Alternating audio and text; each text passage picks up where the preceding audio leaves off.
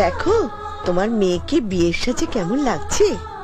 আমি বললাম শাড়িটা পরিয়ে সবাইকে দেখিয়ে নে ঠিক আছে কিনা। কেমন লাগছে বলুন তো? Super, excellent.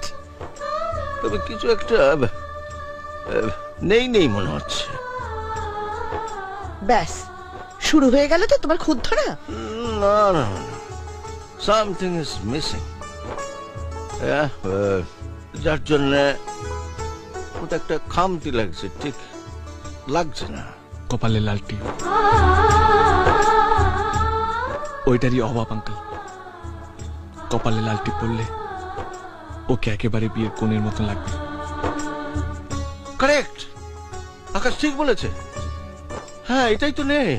আচ্ছা, তোমরা মেয়ে হয়ে এই ভুলটা করলে কি করে বলো তো?